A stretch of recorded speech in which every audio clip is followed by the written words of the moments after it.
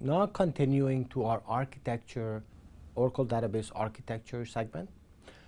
We talked about the actual database architectures, and earlier we talked about the RAC database architecture, how the two instances are related to each other, how do we keep our database and the file structures that needs to be shared, what items should be on the shared environment, what is locally kept on each disk or on each host.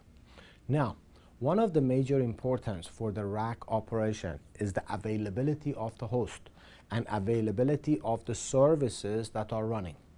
Okay, RAC and a cluster kind of go hand in hand, because RAC database requires to know what the availability of the host and the instances are, and all of those availabilities are monitored and managed through the clustering. Now, in 12c, Oracle advanced the Oracle cluster into what is called a flex cluster. So here we're going to review the overview of what the Oracle normal cluster is and do a quick introduction to the flex cluster. We will have a flex cluster segment that will talk about the flex cluster in detail and all of its advantages and the usages. So since right now we kind of want to keep that up there, so let me go over here. I can get rid of the second instance here. Now, a cluster is a logical configuration and wrapping of bunch of computers, okay, bunch of hosts, whether they're virtual hosts, real hosts, whatever the case may be. And the purpose of a cluster is high availability. Whatever is running inside the cluster can manage for high availability purposes. The cluster can maintain the operation of that service, make sure that the service is always running. If the service fails, it can restart the service by bouncing it, resetting it. It can run multiple copies of the service. If a host has a problem, the service can migrate to another host. So the main purpose for cluster is high availability of services or whatever it is that we use the cluster to serve. Originally, this was used to serve the RAC instances. So here is a cluster, and again, it's a logical configuration. Okay, first, our normal Oracle cluster.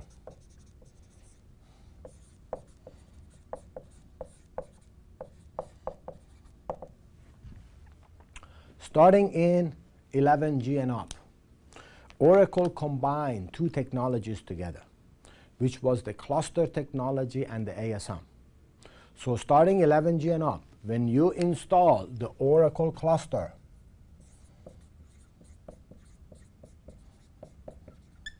you also get Oracle ASM.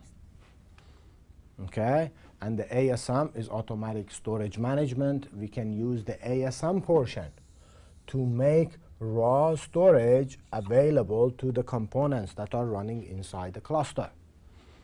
Okay, so I can get a bunch of my disks, put them on a blade server, little operating system to be able to access those blades, then declare them as a raw devices, make them available to Oracle ASM.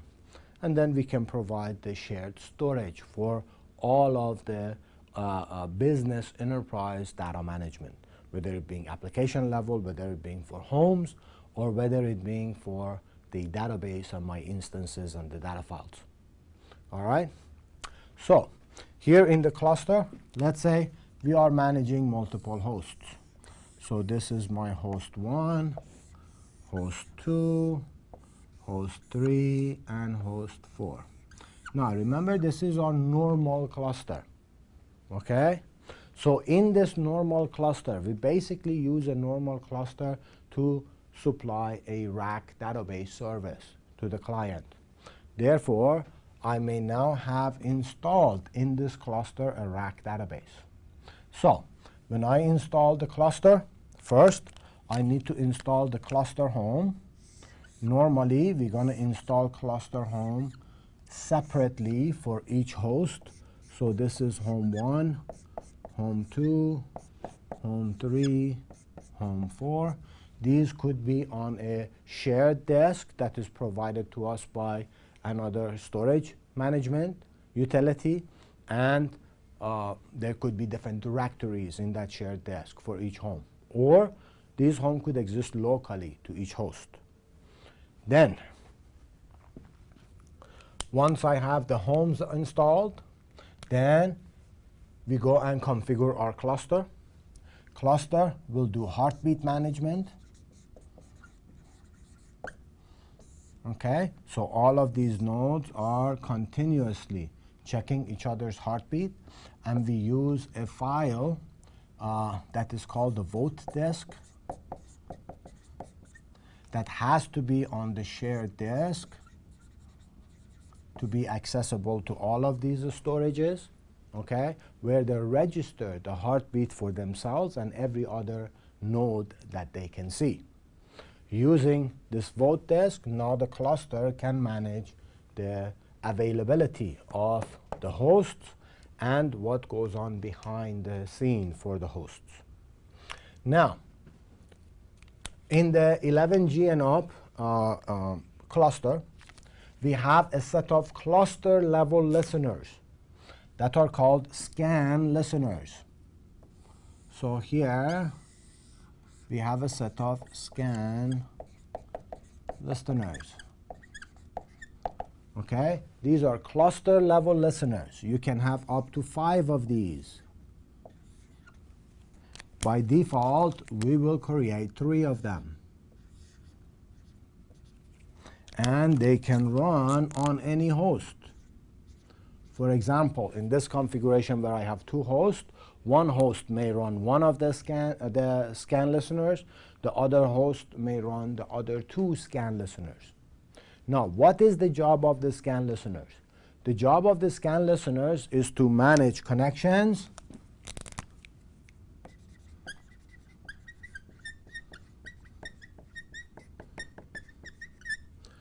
for initial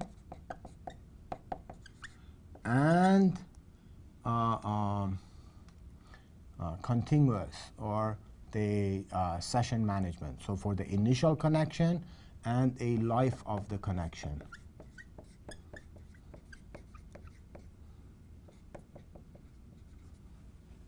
Okay? Now, we use what is called a server pool configuration that normally tells us how to manage our services and which host where the service is going to run, how that service is going to be managed. Therefore, the client requests would then get mapped into a scan listener, and then the scan listener will use the server pool information. And then, let's say on each one of these hosts, I have a database. So I have my database instance 1 here, instance 2 here, instance 3 here, and instance 4 here. Okay? So this is ORCL1, ORCL2, ORCL3, and ORCL4. Okay? I have the local listeners located here. These are my database listeners. All right? So now, when a client wants to connect, client will use a TNS to scan listener, web, and port with the service name.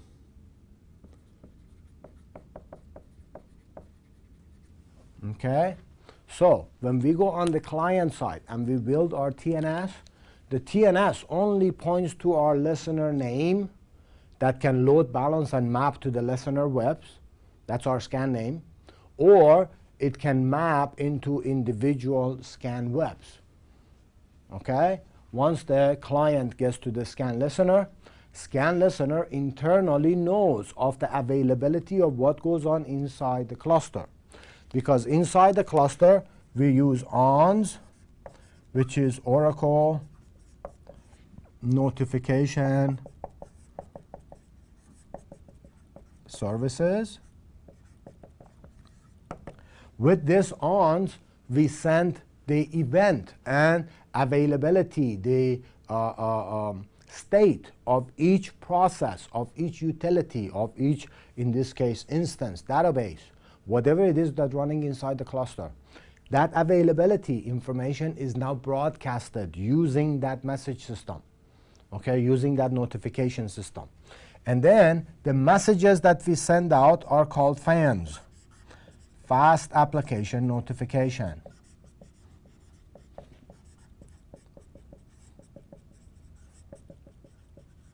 For example, a fan could say database down on the particular node. So instance 2 is down. Instance 2 is starting up. Instance 2 is leaving the cluster. Instance 2 is joining the cluster. Don't know the status of instance 2. Okay? So based on the fan events, the state of all of these processes will then be broadcasted throughout the cluster. So these messages will now notify the scan listeners of availability of these local listeners and my instances. So then the request that comes to listener 1, this scan listener 1 may send that request over here to the local listener on host 2, and then the user gets connected to now the instance 2. Now, scan listener will monitor this connection for the life of the connection. If anything happens to this instance, another notification information is generated that says now that instance has failed.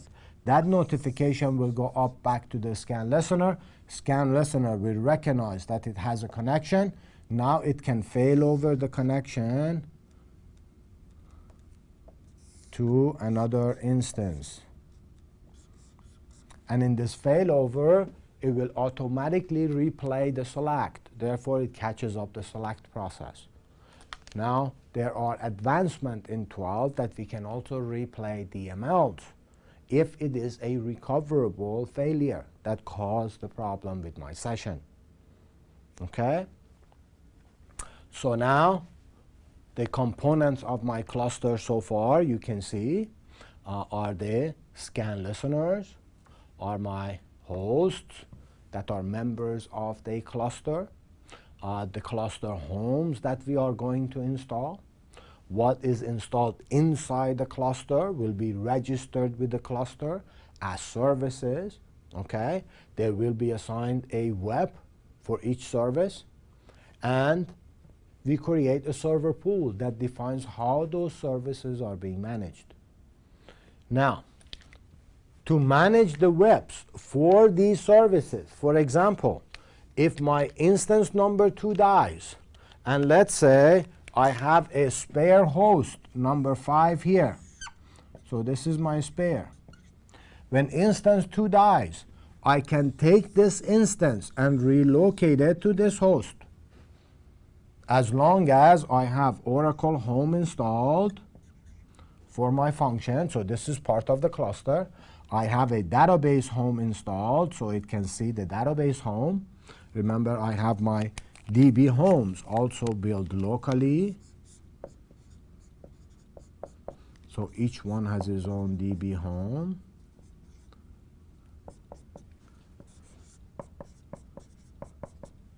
Again, we're going to have those separate for patching process.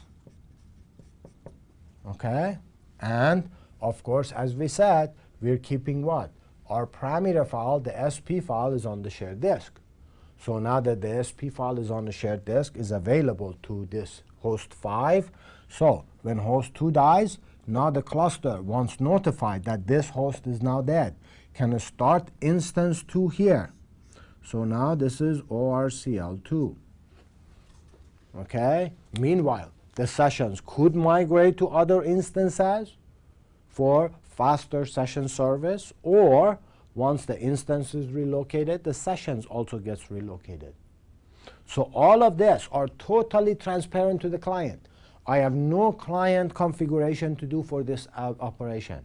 Okay, no writing application code and configuring in our Java driver to perform load balance and failover. No subscription to ONS for every one of the application and the app servers. No manual management of the fan events and building of the messages and what would be the response of some of these messages. And to define exactly how do we respond and deal with everything, all we do is create a server pool that gives me the rules for managing my services. So these are our main components. There are two components that are missing here. One component has to do with managing the webs inside the cluster. As we talked about, everything that I run inside the cluster, I can assign a web to. Therefore, when instance 2 is on this host, it's using web 1, 2, 3, 4. When I move instance 2 to this host, it will still use the web 1, 2, 3, 4. Okay, because the web for the instance will move with it. So this way, if on the client or with the scan listener, my rule is to go to web 1, 2, 3, 4, then it doesn't matter which host is actually running the instance. Since the web migrates with it, the scan listener or the clients are not confused where the service is located. So the webs are not really host-based anymore in this environment. You can assign web to the apps, to the app servers, to any services that I want to provide with high availability inside this infrastructure. Therefore, my infrastructure has its own multicasted DNS server that can generate these internal webs, and I can then use them and manage them with the services. Having this multicasted DNS server inside the cluster, then all I need to do is register the scan listeners to my external DNS server. This is my global DNS server that the clients would see. And all the clients would see with the scan listeners. The webs to everything runs inside the cluster is now private and only available inside the cluster. Therefore, it also gives me security and protection for management of all the components inside the cluster, since they are not exposed and broadcasted outside the cluster. So nobody can bypass my security, my rules, and connect directly to a database instance, since these are not visible and we don't register these with our external DNS server. Okay? And finally, the last thing I need within this cluster, when all of these configuration, rules, and everything is built, I need to have a storage that I can store all of that information. Therefore, we have what is called the OCR, Oracle Cluster Registry. The Oracle Cluster Registry has all the configuration, the setting, all of your detailed information about how this cluster is being managed, what are members of the cluster, what is running inside the cluster. So everything that is happening inside the cluster and is configured is registered to the OCR. OCR is also on the shared disk. Okay, so the same as my vote disks. Okay, this also has to be on the shared storage. Now, for validating that each host value in the OCR is correct, and validating the host corruption or correctness and everything else, each host also has a local registry called OLR, Oracle Local Registry. Therefore now, with the OLR having the host information, we can validate both the OCR and the OLR. OCR is normally multiplex, just like the vote disk. Normally we like to run 3 copies of the vote disk, and I like also run 3 copies of the OCR. If you have external redundancy, okay, and you're not managing the redundancy within the cluster, with the external redundancy, you can actually get away with 2 copies of the OCR, since the externally there are mirrored, and that would give you maybe 4 copies. However, For the vote desk, I still like to keep minimum 3 vote desks within the cluster.